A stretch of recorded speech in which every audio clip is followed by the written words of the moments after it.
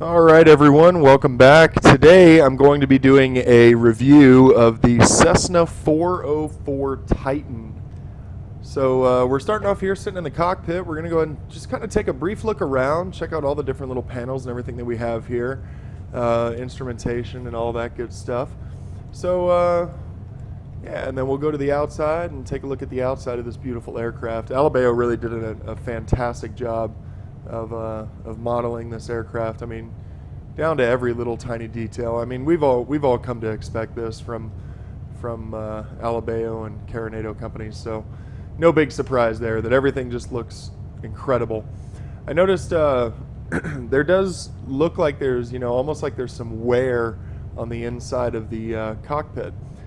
Somebody had commented on one of my other videos, and actually was the prompt for the request for the review of this video, that they didn't necessarily like that because they felt like a company operating this aircraft would take a little bit better care of it.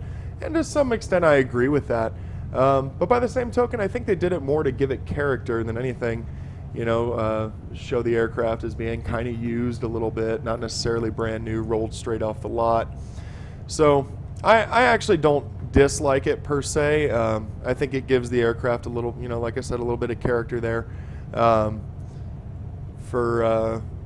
For visual purposes, I don't think it really detracts anything from the aircraft.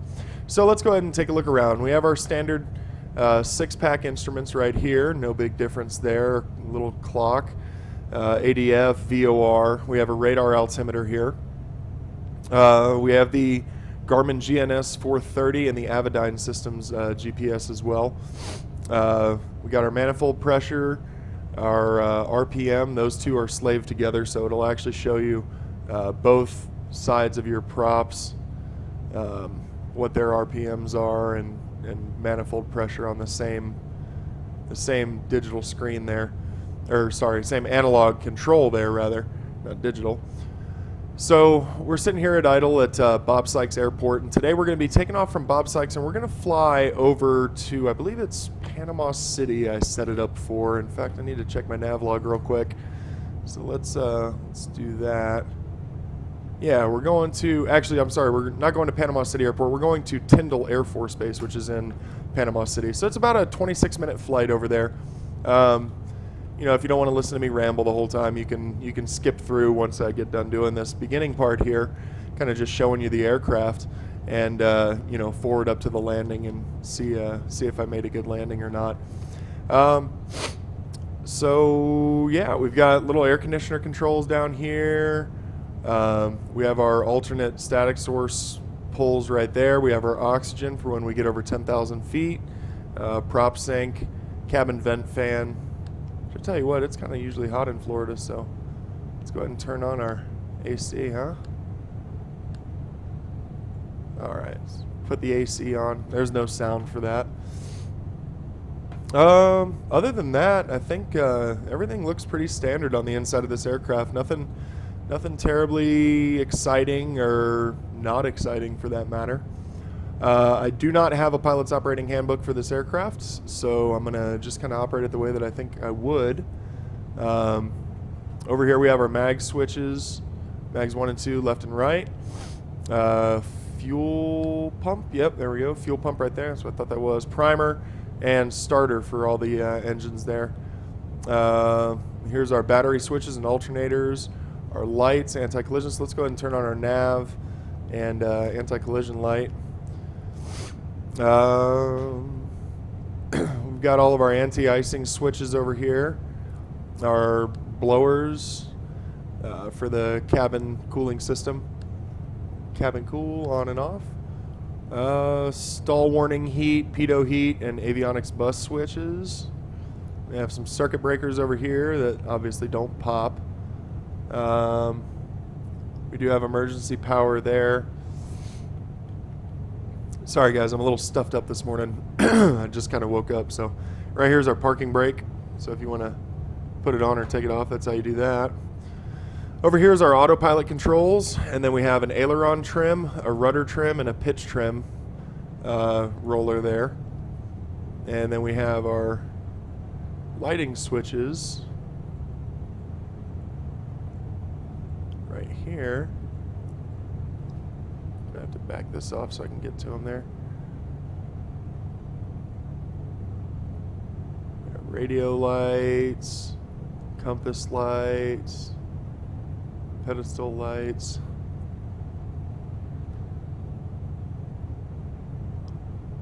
So, doesn't really look like anything too terribly impressive on the lighting in here. Of course, it is also daytime, so I'm sure it's a lot more visible at night. So, go ahead and turn all these back off. Oh yeah, I guess you can see some of them there.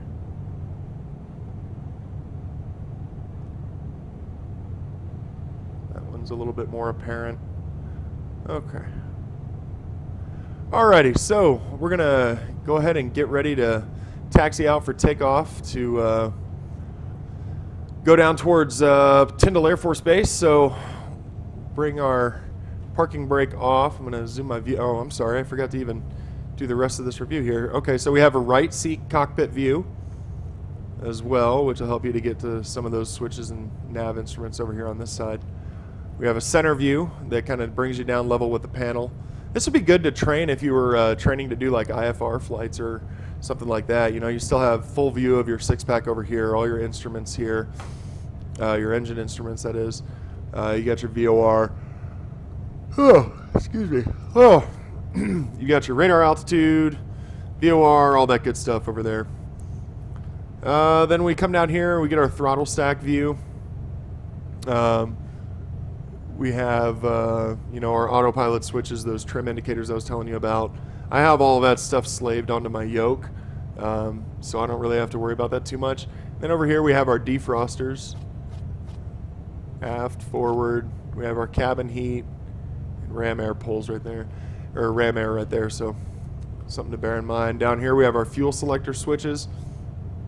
This aircraft is capable of cross-feeding, and I can't see how many gallons that says. It's not very well modeled, that part of it. They could have done better on that, I think.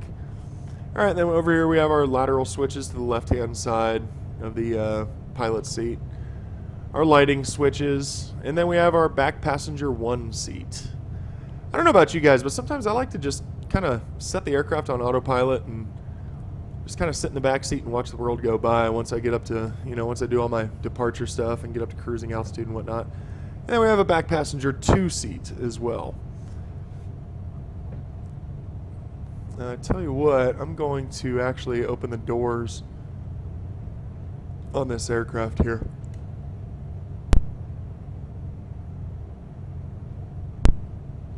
So let's go ahead and switch views. And when we go to this this main view here, we can look at all of our little Alabeo quick reference keypad things here in this cockpit view. We got window manager, so we can open the pilot door, passenger door, baggage door. I'm going to go ahead and click on those. Let those doors open up. Oh, nothing too special here, just general information. And that looks good. Okay. Let's close these windows out here. And let's go to our outside view. So this is the view of the aircraft from the outside. We'll open up the secondary door there.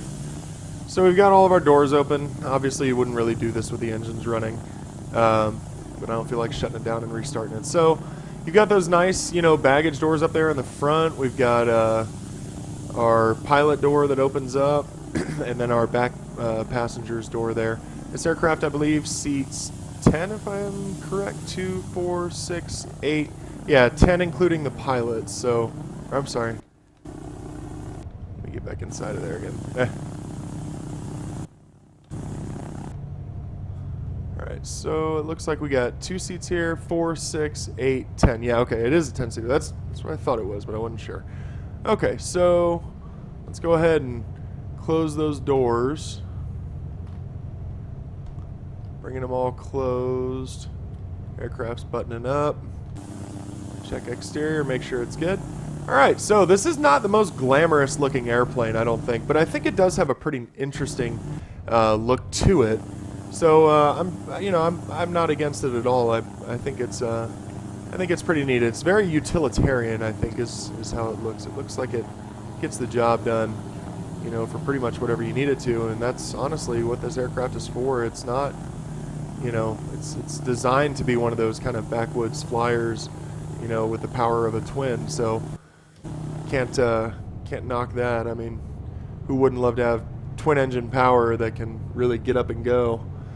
I think the first time, which was yesterday, that I flew this thing, I cruised about 15,500 feet, and I think I was getting about 230 knots or so ground speed for the power that I had set in, which if I recall correctly, was something around 31 inches of manifold pressure, and I think about 1,800 RPMs on my props. So we're not probably going to climb that high today, just because by the time we get up there, we'd have to come right back down. But we'll see about getting it up to about 10,000 feet. That should only take up about 10 minutes of our flight. It's about a 26-minute flight down to Tyndall Air Force Base from here. But since we will be climbing and not matching the airspeeds that it was given to us, it's probably going to end up more like about 35 minutes or so. But hey, I'm going to record the whole thing. If you like it, cool. If not, well, you can always skip ahead. And I may even put this thing into time compression at some point here. And let's just get a look real quick here how many frames per second we're getting. We're getting, looks like right around 30 to 50 or so. Kind of bounces around, but it seems very stable. So definitely nothing to shake a stick at there. And I don't have a very high performance rig either. So I mean, I don't have all the latest and greatest stuff. I think the best thing that I have on my computer is a NVIDIA GTX 770 graphics card. Everything else, I think it's like a 2.8 gigahertz, I want to say, 2.7 gigahertz computer. So it's nothing terribly special. It's an i5. See, I don't even remember all this stuff, so it's kind of hard for me to tell you what I got when I can't even really much remember it. All right, so here we are. We're ready to take off. We're going on to runway 35. So we're going to take off, and then we're going to make, let's see, we're going 35. So we'll make left traffic out of 35. We'll come back across the runway, get on course, which is going to be somewhere around probably 130, 135-ish. So, but we'll do a climbing left turn out once we take off here. So let's go ahead and take the runway and see what this baby can do.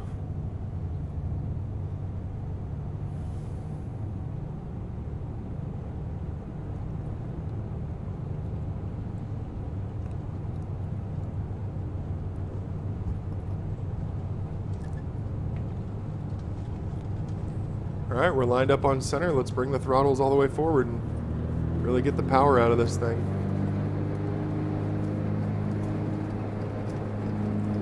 I'm taking off with no flaps. I don't think you'd need them when you have a really long runway like this. So we're at about 90 knots. I'm going to go ahead and rotate. All right, so the aircraft just pretty much leaps off the ground. We've got a good positive climb rate, so we'll go ahead and bring that landing gear up. Once we cross the end of the runway down here, we'll go ahead and make that, well, procedure says that you should make a left pattern out of here, but I'm going to go ahead and make a right traffic pattern out of here. And just kind of get us where we're going. You see we got about 2,000 foot per minute climb going in there at 100 knots or so. This thing can really climb if you let it. But I'm going to level it off so we climb at about 120 knots, and that should give us right at about 1,000, maybe 1,200 feet.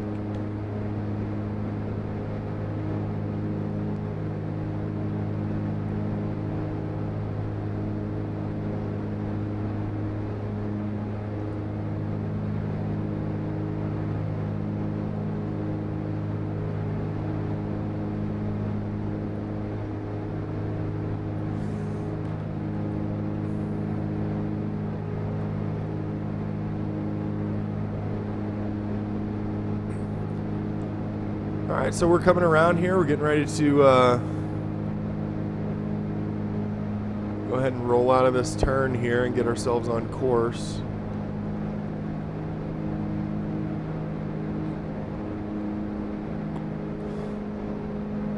And let's go ahead and see just how good this baby can climb, huh? I'm going to set it for about a 10-degree climb there. Let's see what we get out of that. We're going to climb right up into that cloud, it looks like. I want to get us up to about 10,000 feet, so chances are we're probably going to encounter that cloud layer there, which actually I think I saw lightning in it a second ago, so probably not the best decision to do that, but we'll see. Alright, so as I was saying, if at full power here, which we're outside of the green arc on our manifold pressure, but if you really needed to climb, you peg this thing at about 120 knots or so, and you're getting, right at 2,000 feet per minute, just about, so, you can't beat climb performance like that, but of course that's operating the engine, or the engines, I should say, at a very, very high stress rate there, so we don't like to do that. So I'm going to bring this power back and I'm going to lower the nose a little bit. We're going to put the power inside the green arc there at 3,400 RPM, or 3,300 RPMs, or I'm sorry, 33 inches of manifold pressure, if I could talk. This thing doesn't even go up to 3,300 RPMs. And we'll go ahead and pull the prop pitch, and we'll pitch it for, we'll say 1,950 RPMs. That way we're inside the green arc on both there, and we'll see what kind of climb performance we get out of it.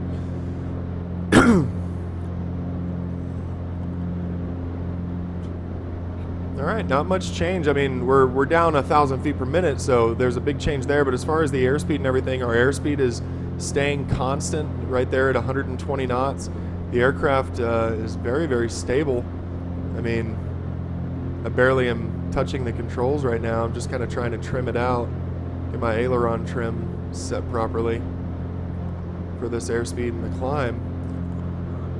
But aside from that, I mean, you can see we're staying pegged right at 120 knots. We're climbing at 900, 850 feet per minute. And of course, we know that we do have that reserve power for days. I mean, just kind of hit a little bit of a downdraft there. Lost a little bit of my climb rate. All right, we're about 6,150 feet.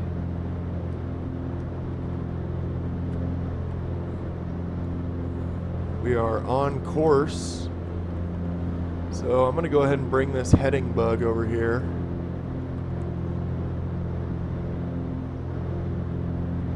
And I'm going to set my altitude annunciator for, we're going east, so odd numbers. We'll go up to 9,500 feet. So that'll let us know when we're 1,000 feet from that point by setting that there.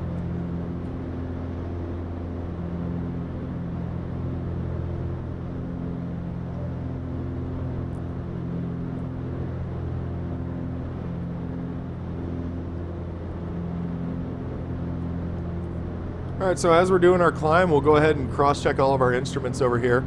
We want to check our fuel flow rate over here.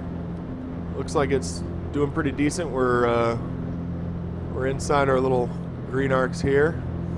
Check our EGT, which we'll use that to actually lean our mixture out. Checking our oil PSI, temps, all that good stuff. Cylinder head temp is good, oil temp is good, PSI is looking good for both engines there. And our fuel quantity is plenty sufficient for the trip that we're making. So we've cross-checked all of our instruments now, so ensure that we don't have any crazy nonsense going on. Which really we should have done when we do a run-up, but I did not do a run-up before I took off, so shame on me for that one. Mostly because I don't have the data on how to properly do a run-up, so I don't want to show you how to do something and then it'd be wrong for this aircraft. So I did not do it.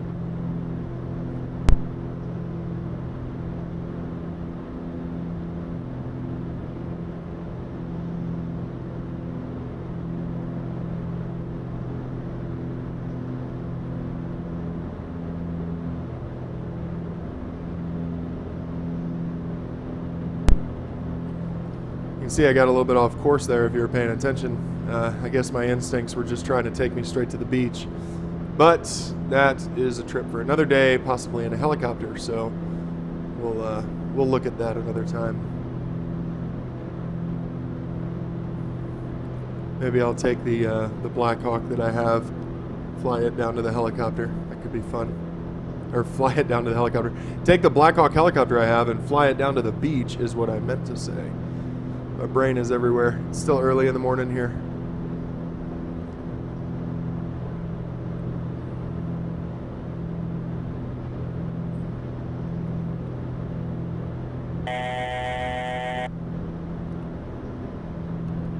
Alright, so we just heard the buzz from the altitude annunciator, and it's letting us know we're 1,000 feet from our requested climb altitude. So we got a little bit left to go, and then we'll be there.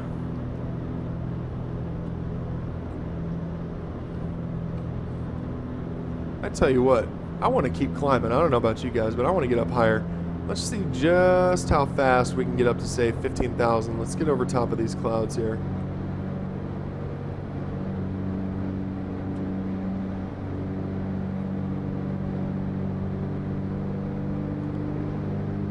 All right, we leaned out our mixture just a little bit there.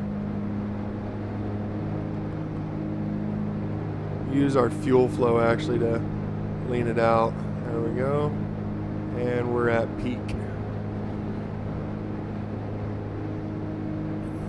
Yeah, this thing just totally jumped in power. I mean, we're already, right now, we're crossing almost 10,000 feet, and this baby has still got about a 2,250 foot per minute climb in right now, which, I mean, that is just fantastic. You can't ask for a whole lot more than 2,000 feet per minute to come out of an airplane. When you're already over 10,000 feet in a prop plane, you're doing pretty well.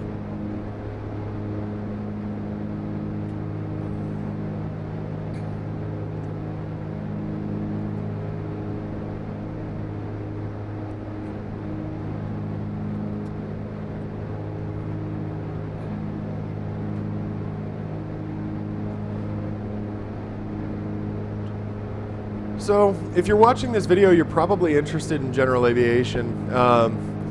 That's why you're watching a video about general aviation aircraft and flight sim, I would assume. I know that that's the reason that I do. So in the comment section below, just talk to me a little bit. Tell me, what your experience with general aviation is. If you have a pilot's license, if you're seeking a pilot's license, if you're kind of using Flight Simulator as something to help you train. If you're going through the school right now, or going through a school right now to get your pilot's license, just kind of talk to me a little bit. Let me know what you guys are doing out there, and what you would like to see or what you'd like to learn that I may potentially be able to teach you. I'm not the smartest person in the world, but I'm not an idiot either. So if there's something that I can help you with or anything like that, I'm a big proponent of general aviation. I love it. I think that that it's something that we should all be involved with as much as possible, finances allowing, which really was what pushed me towards Flight Simulator so much. Is I got my license and I had the money to get my license up front, but then it was after that, it was like, oh man, when am I going to get to actually go fly? Like, I got to save up, $300, $400 just to be able to go out and actually enjoy myself for a decent period of time. So, I got more into flying on Flight Simulator because I was like, okay, this is something that can really, help me stay proficient, in those times that I can't actually afford to go out and rent an airplane for 3 or 4 hours and stay current and stuff like that. So that's what really got me even more into Flight Simulator was the ability to train away from the actual aircraft. So we're leaning our mixture again. We got about 1,000 feet to go. A little bit less actually.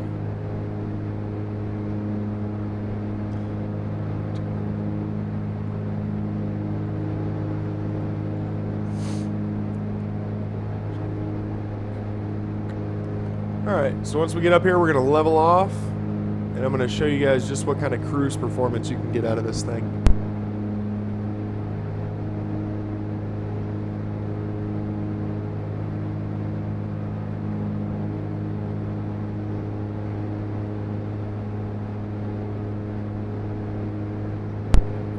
Alright, so we're at our level off altitude here. I'm going to keep the power at full here just for a moment. Get up to around 180 knots or so with the power at full. And then I'm going to back it off. In the meantime, I'm going to set my autopilot on, do an altitude hold, and put a heading hold on. And make sure that we maintain our course here. Alright. So now that we're up here, we're at 15,500 feet, give or take a handful. We've got our power still just maxed out, just pushing us as far as it can go, as fast as we can go. We've got our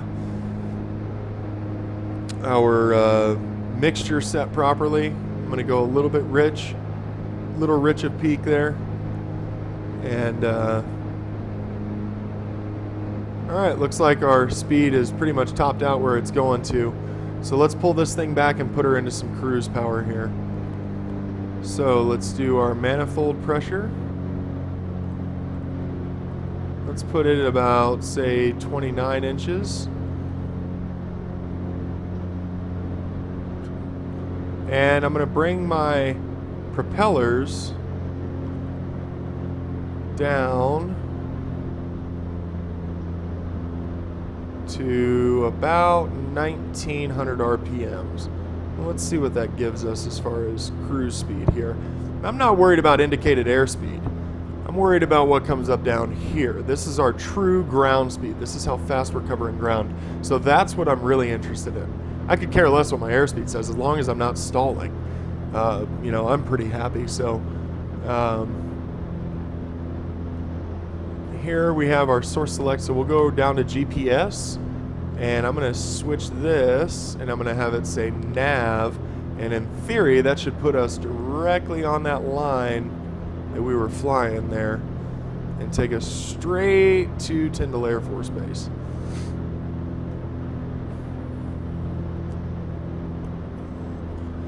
So I keep a little E6B flight computer app on my phone here,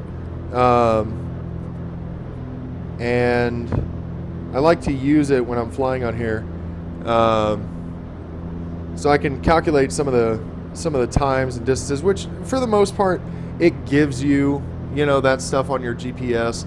But I like to do it on my little whiz wheel computer. So we've got 32 nautical miles to go. We're traveling 194 knots ground speed, and let's see how long that'll take. 32 nautical miles.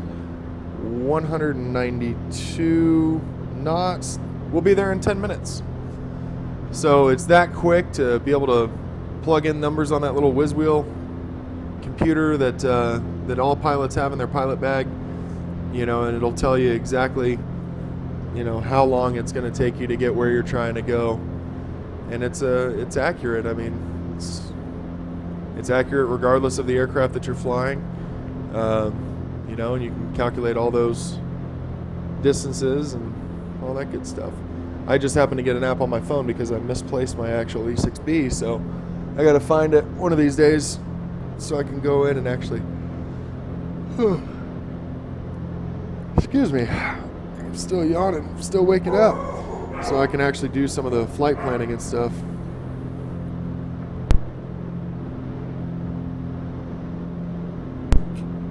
Alright, so like I said, now that we're up here, I'll go ahead and kind of put you guys there in the back seat. Just kind of take a gander out the window there. And I'll be back in just a couple minutes. I'm going to go take care of my dogs real quick. By the time I get back, should be about time to either turn around and go back and land, or for us to start our circle down. I'm going to do a circle down over the runway and we'll see how that goes for us. So maybe we'll do like an engine out procedure or something when I get back. All right. Be back in a couple minutes. Enjoy the scenery.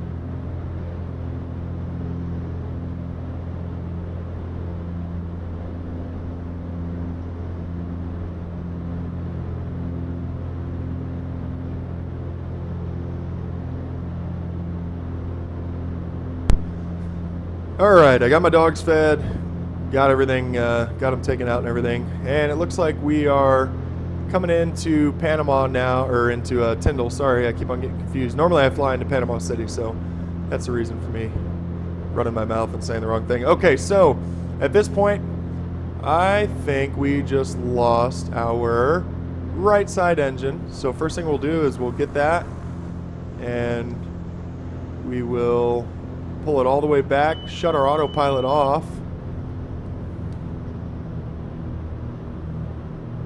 You can see this baby is a wounded bird. So we'll start a rather rapid descent into Tyndall Air Force Base. One of the ways to maintain your speed as you're coming down would be to lower your gear, but it looks like we're going to overshoot, so we're actually going to pass Tyndall Air Force Base, and we'll come back around and we'll make a left turn coming into Tyndall, because we still have power on the left-hand side, so we don't want to turn right, because what could end up happening is if we got off balance, we could end up tipping the aircraft over and put ourselves into a bad yaw rate. So what we'll do is, like I said, we'll come in a left turn into Tyndall Air Force Base, and we'll land there with that. So this engine has been, whoops, don't want to cut that one out. This engine has been lost. I don't know why it fired back up there, but it did. And for whatever reason, it's not letting me actually feather that prop, so I don't know what the deal is, but I got it all the way down at 0. So maybe it is feathered and I just don't realize it. But we've got about a 3,000 foot per minute descent coming in. So we're going to get down there and quick, fast, and in a hurry. Oh, we're hitting some serious turbulence out here, though. I can give it that. Trying to put in a nice little slip here. Help us decrease our altitude rapidly without gaining too much airspeed. Really getting blown around up here by those winds. Coming up on 10,000 feet. So once we do that, we'll go ahead and push our mixture back to full. We just hit 10,000 right about now. So we'll go ahead and bring our mixture back to full rich. Take a look down there below us. There's Tyndall. We're going to be landing on that right runway when we come in. There's a ton of turbulence up here. I'm telling you what, it's hard to keep a good slip in. As you can see, I mean, we're pushing the line there. We're about to go into the yellow arc. We don't want to do that. I mean, look at that airspeed. You can tell just how hard those wind shears are just by looking at that.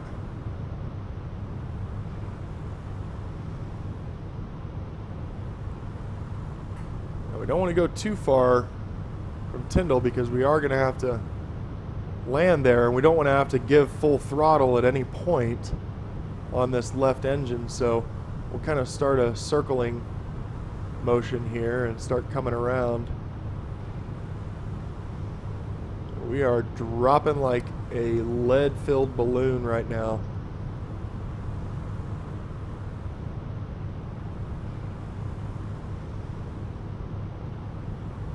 Take a little bit of that right rudder out.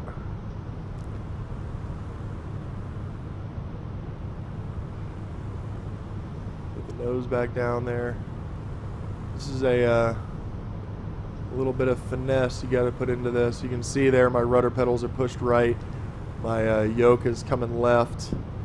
And we do this just to kind of make the aircraft kind of broadside through the wind there, so we can create a lot of drag and therefore a lot of descent rate and loss of speed.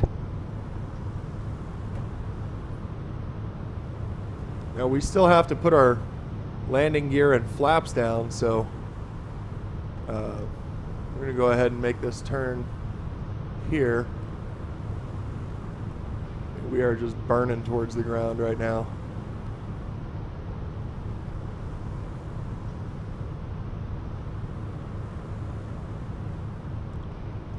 All right, we are inside the safe flaps range, so let's go ahead and give ourselves our first set of flaps there. We're in a pretty high G turn. We're doing a steep turn right now, which is probably not advised with an engine out, but I like to live dangerously. So gears coming down. The good news is we've got a nice long runway there. So now that we've got that first set of flaps down, we're inside the white arc. Let's go ahead and bring that second set in so we can really get some good drag here. Okay. Now it's all up to power. Get ourselves in, land at the airfield. I'm going to bring that other engine back.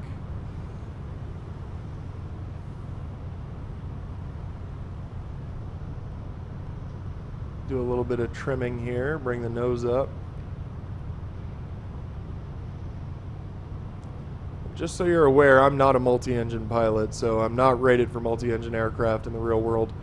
So if you see me doing something that seems messed up or wrong, I'm doing it based upon what my logic and my brain says I should do, not necessarily what somebody with actual training in one of these aircraft would do. All right, so I got to bring in a little bit of power here, so I'm giving it some left rudder. Keep us semi-centered here.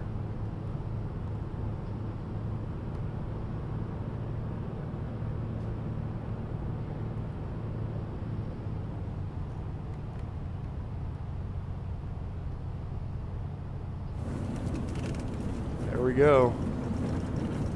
We have touchdown dead on the center line there. Can't ask for much more than that. We'll go ahead and bring the aircraft to a stop.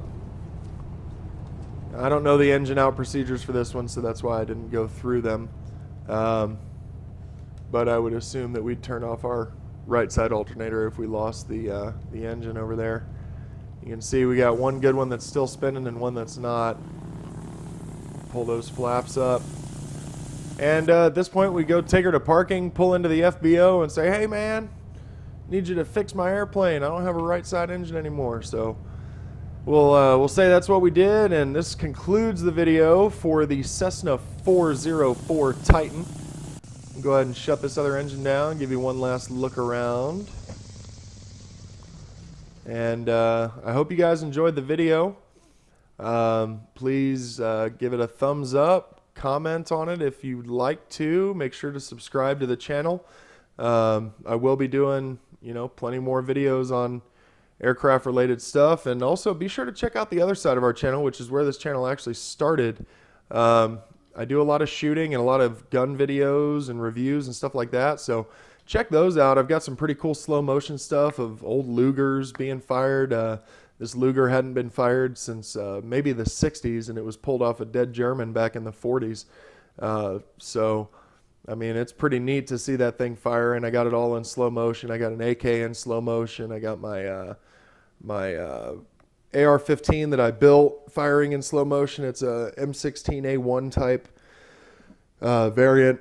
So lots of content on the channel. Be sure to subscribe, give us a thumbs up, comment in the sections below. Let me know what else you'd like to see. This video was done because somebody had asked for a review of the 404 Cessna Titan. So, ask and ye shall receive. Thanks for watching, and have a great day.